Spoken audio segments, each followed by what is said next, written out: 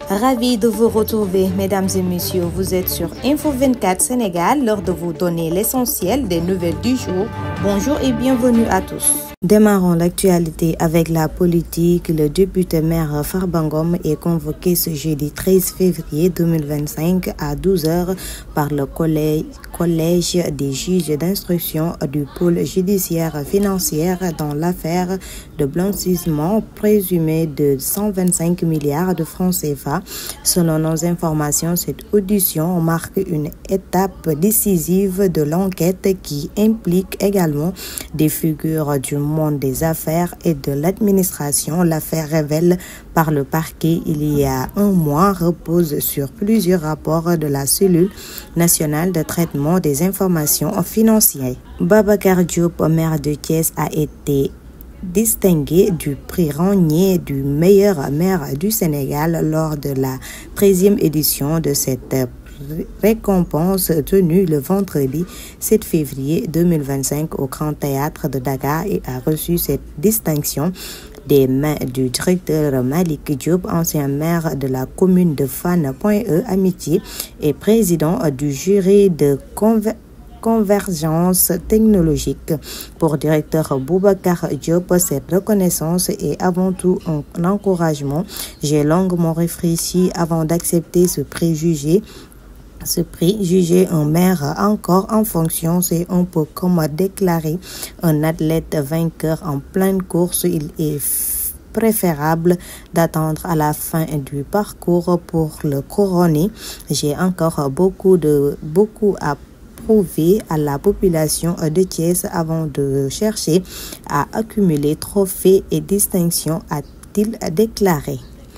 Une grosse frayeur s'est emparée hier au village de Faradeng dans le département de Saraya.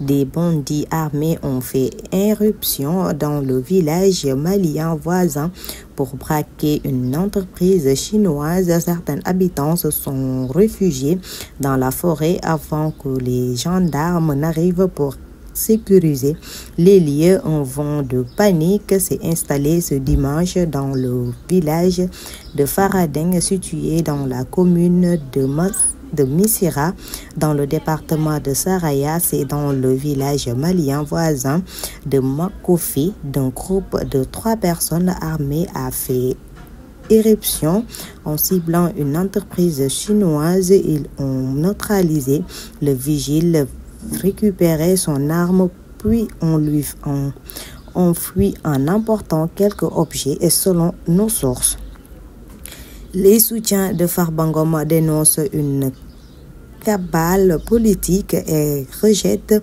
les accusations de blanchissement d'argent le visant. Après la diaspora d'un collectif basé à Keur Massar a tenu une conférence de presse pour exprimer son indignation face à ce qu'il considère comme une manipulation politique orchestrée sous le régime Diomaye Sonko. Il dénonce la levée de l'immunité parlementaire du député avant même la fin de l'enquête et appelle à une mobilisation générale pour défendre Farba Ngom, refusant toute chasse aux sorcières. Il existe que le gouvernement se concentre sur les préoccupations des citoyens plutôt que sur les poursuites qu'il juge injustifiées.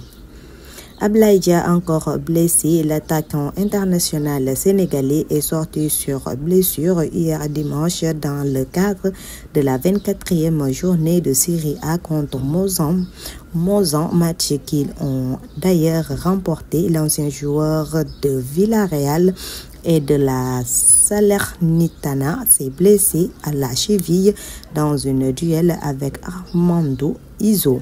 Le rédacteur en chef du quotidien national, El Hadji Ibrahima Thiam, visé par une citation directe de la part d'Amadou Kane, président de l'organisme national pour la coordination des activités de vacances. Cela fait suite à un commentaire concernant les directives directive du président Bassirou Diomaye Faye qui a demandé une restructuration des navétanes. Une information révélée par la secteur Saint-Pic du Soleil qui n'a pas tardé à apporter son soutien à son rédacteur en chef ancien du mouvement et parfaitement au fait des réalités. Notre collègue a toujours soulevé le débat de manière franche sur l'injustice qui prévaut à la tête de l'OCAV en raison de la longévité de M.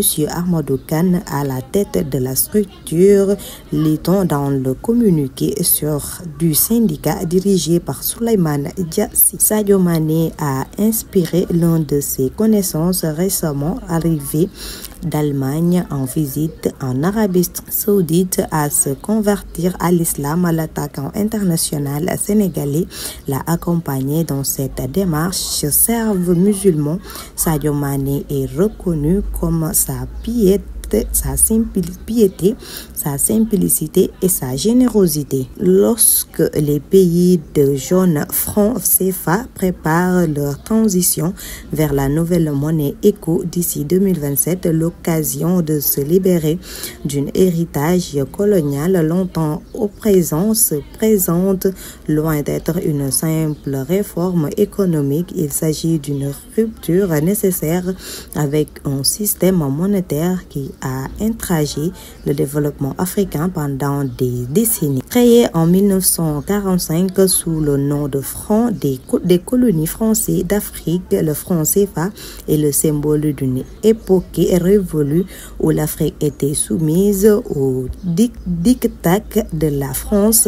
Son mécanisme pernicieux oblige les 15 pays membres à déposer 65% de leur reverse de change en France, privant ainsi ces nations de sources vitales pour leur propre développement.